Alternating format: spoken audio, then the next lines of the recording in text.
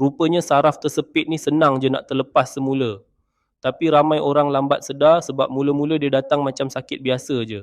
Sengal sikit kat punggung, pinggang rasa ketat, duduk lama rasa tak selesa.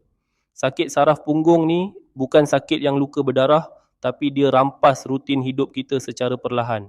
Nak berjalan, solat, tidur pun terseksa.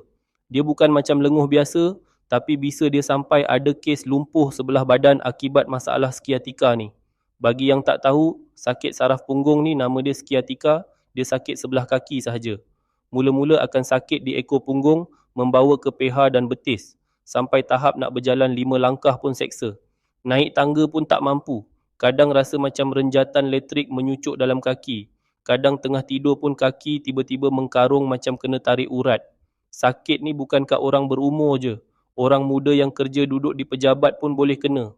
Wanita hamil pun boleh kena. Malah orang lelaki yang suka letak dompet kat poket belakang seluar pun boleh kena. Tapi tak ramai orang faham. Kadang orang kata kita mengada, pemalas. Sebab tu ramai kena kecam. Lagi sedih, ramai dah habis duit pergi urut, sapu minyak panas, cucuk ubat tahan sakit, tapi kejap okey, lepas tu datang balik. Sampailah ada satu universiti ni buat kajian dan hasilkan satu kapsul khas dari ramuan herba damar merah dan pegaga. Menurut kajian tu, 2 herba ni bantu redakan urat simpul dan tersepit kat punggung tu. Apa yang buat aku terkejut, ramai maklum balas pengguna kata mula rasa badan lebih ringan, senang bergerak dan kaki dah kurang mengkarung waktu malam. Ada yang sebelum ni nak bangun dari duduk pun kena tahan dinding, sekarang dah mula boleh berjalan lebih selesa.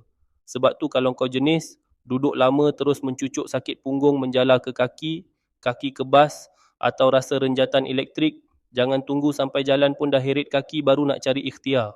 Tekan je link bawah ni sekarang. Aku berani recommend sebab ramai dah dapat manfaat kesembuhan. Klik sekarang.